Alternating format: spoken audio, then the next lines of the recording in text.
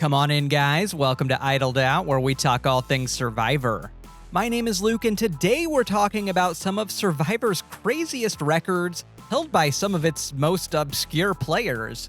Most records on Survivor are held by some of the most popular players of all time. For example, Amanda holds the record for most days consecutively played without being voted out at 108. Joe holds the record for sequential days immune at 29, and Wentworth holds the record for most votes negated by a single idol at 9. But not every record in Survivor is held by a super popular player. In fact, some records in Survivor are held by some pretty obscure people. Now, hopefully the records I'm about to talk about aren't super ridiculous. At least I've tried to avoid that. There won't be any Frosty holds the Survivor record for nickname most synonymous with cold, or anything like that.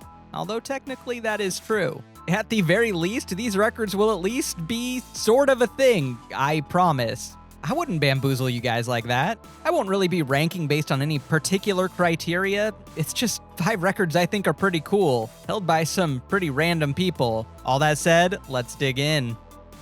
At number 5 is Katie from Survivor Palau, who holds the record for most sit-outs in a single season with 7. Katie beat out a number of Survivor's greatest bench warmers, including Courtney and Sandra in Heroes vs. Villains, Happy Maria in Philippines, and her own Palau castmates Janu, Jen, and Karen for this coveted crown. This should honestly come as no surprise for anyone familiar with Survivor Palau, a season in which Karor dominated so hard that only one member of Oolong even made the merge portion of the game, and there wasn't even a traditional merge. Just an absorption of the last remaining Oolong. In fact, at the tail end of the pre-merge, Jeff wasn't even asking Karor who they were sitting out of the challenges. He was asking who was participating because it was a significantly smaller number. In nearly every single pre-merge episode in Palau, Katie sat out a reward or immunity challenge, along with Janu, Karen, Jen, Ian, Willard, and Tom. Yeah, Oolong was getting spanked so bad and their numbers dwindling so quickly that Karor was eventually sitting Tom out of challenges. Tom! Still, it's Katie's 7 challenge sit-outs, a full half of the pre-merge challenges in Palau, that make her queen of benchwarming. Something that came back to bite her later because the jury then used that as a point against her at Final Tribal Council. Wow, geez guys, sorry our team was so good? At number 4 is Big Tom, who holds the record for most weight lost on Survivor at 77 pounds in 37 days in Survivor Africa. Now, at one point in Survivor history, it would have been insane to call Big Tom obscure, since he played in 2 seasons and was at one point one of the more popular players ever on the show. But I think his imprint on Survivor has seriously waned as the show's gone on, and when Jeff talks about Big Tom's weight loss record in a segment about weight loss at the David vs. Goliath finale, he literally calls him this guy. So, just roll with me here. Africa is one of, if not the harshest seasons, with sweltering heat, an absolutely disgusting watering hole, and the need to keep fire going at all hours so that lions don't circle the camp and eat everyone, resulting in sleep deprivation on top of all the starving and dehydration. Worst of all, though, might just be the food. Because the castaways were on a nature preserve, they couldn't hunt, meaning their primary source of calories was a nasty corn mush, a meal so disgusting Big Tom literally based his jury question to Ethan and Kim around it. In camp, I lost a little bit of weight, and it was because of the mush. Ethan, if a hyena came through camp and ate our mush, and then after he ate it, he turned around and licked his hind end, did he do it because that was an animal instinct, or because to get the taste of the mush out of his mouth? It's both incredibly alarming and yet completely believable that a person of Big Tom's big stature could lose 2 pounds a day with that in mind. Big Tom then went on to lose 42 pounds in Survivor All-Stars, giving him a career weight loss of 119 pounds. And all it took was a steady diet of corn mush to drop those pesky LBs. Slim Fast, are you listening? I've got your newest flavor right here. At number 3 is Boo from Survivor Fiji, who is tied for the record of most challenge wins in a season with Tom from the aforementioned Survivor Palau. Yes, hammock breaking, shelter farting, knee popping, hand chopping Boo is statistically the winningest challenge performer in history. How? Who let this happen?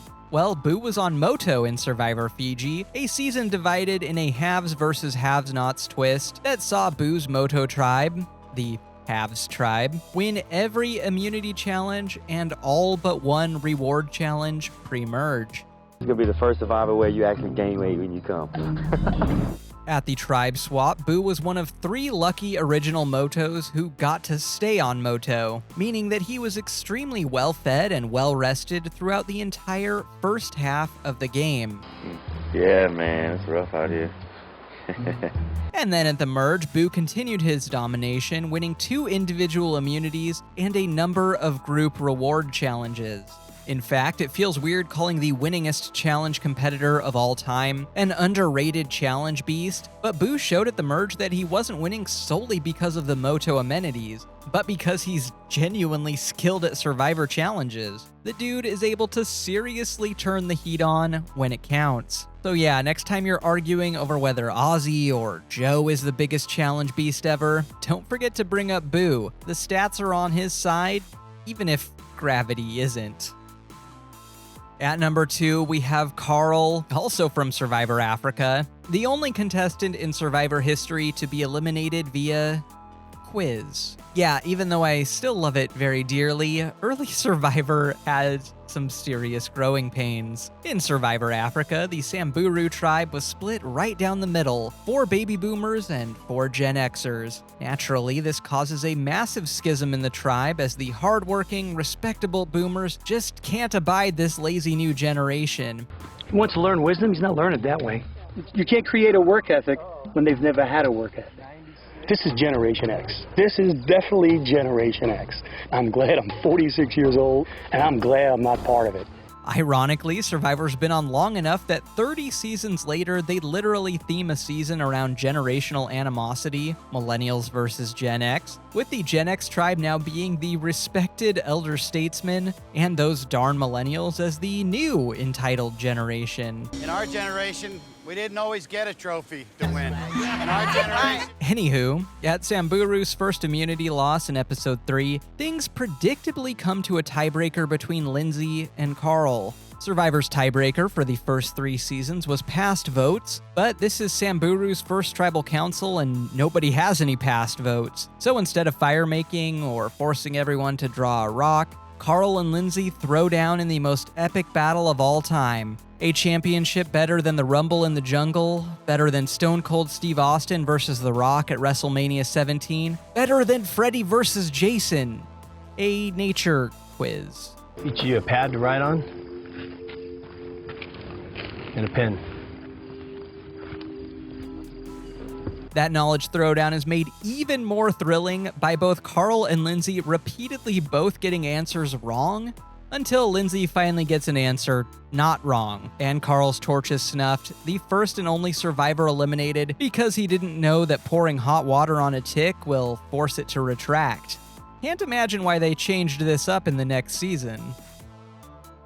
In the top spot, we have Keith from Survivor Australia, who holds perhaps my favorite ridiculous Survivor record of all time. When you think of survivors who have the highest average days played, you might initially think of someone who's played multiple times and repeatedly been successful, like Amanda or Ozzy. Or if you stew on it for a moment, you might think of any of the players who've played one time and made it to day 39. But no, unfortunately, Nora is not partial record holder for highest average days played.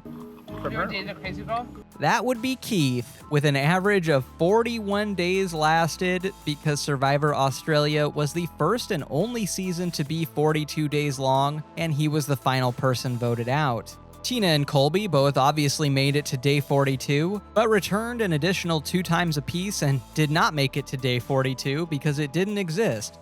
So Keith gets to keep the crown. And I can think of no better survivor to hold this record, because Keith is simultaneously such a weird goofball that the show dunked on at every opportunity, What with his weird grasshopper chasing montage and his inability to cook rice despite being a world-renowned chef. Keith is a chef, but it's not that I don't believe that he can't cook very well. I'm not doubting his talent.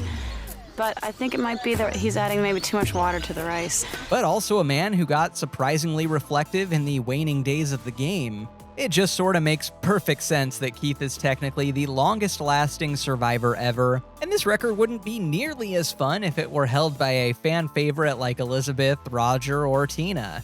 Now, personally, I just don't really see Keith ever returning to the game of Survivor. So unless Colby and Tina invent a time machine, go back in time, and opt out of ever playing again, Keith's record of highest average days played will never be broken. Ever. And really, Colby and Tina? You're seriously going to invent a time machine, and instead of using it to prevent history's greatest atrocities or to stop history's worst monsters, you're just gonna go back in time and avoid embarrassing yourselves on Survivor All-Stars? Wow, what a waste of a time machine. Got nothing else for you. To help me get the record for most views, like and subscribe, and I'll get you more Survivor content just like this. Until next time, don't get idled out.